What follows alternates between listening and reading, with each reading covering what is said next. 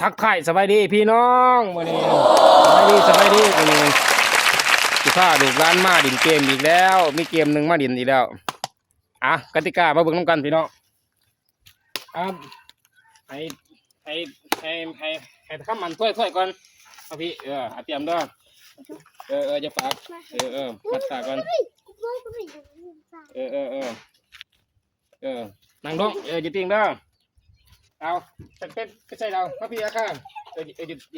ติ้งเอาเดี๋ยวพอจะให้ผู้ใดคนหมอจะปากเด้อให้ข้ามมันถ้วยมึงเด้อพี่น้องผู้ใด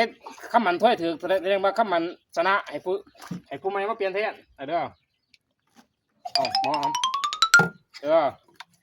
ลูกมาผู้ใดหมอยิบมาอีกเดี๋ยวบ่ห้ามัดก็ได้อย่าติ้งเด้อเอาไปสิหมอจะปากจะโบให้บาติ้มสิยินเสียงทำไมผู้ใดมากินมาเป็นแท้ไปเลยไปดีไปเพื่อเอาหมอ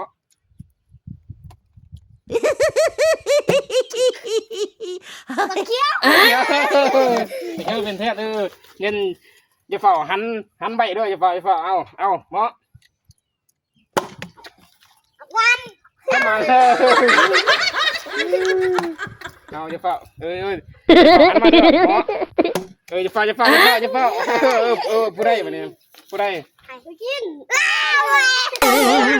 ย่าเฝ้าอย่าบอกกันสิโถเขี้ยวดิ้นอย่าเฝ้าเลยเดี๋ยวพอจะบอกให้หันโตมาจังหันเลยอย่าเฝ้าเลยเอาหมออย่าเฝ้าผู้ใดเขี้ยวมายับมาปีท่านผู้ชมประเทศน้ำเอาอีกไปยินทำไม1 2 3เอาอีกไปยินใส่หัวเขียวนี่อีกไปประมาณก็ถืออีกเอาอีกเอาแล้วก็จะเป่าไว้หนามาผู้ใดตาคิดผู้ถืออีก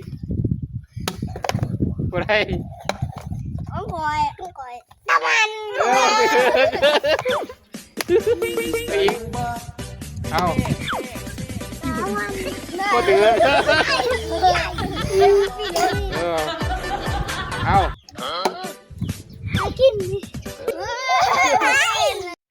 คลิปนี้ถูกใจฝากติดตามสร้างป้นสายเฮฮาด้วยพี่น้อง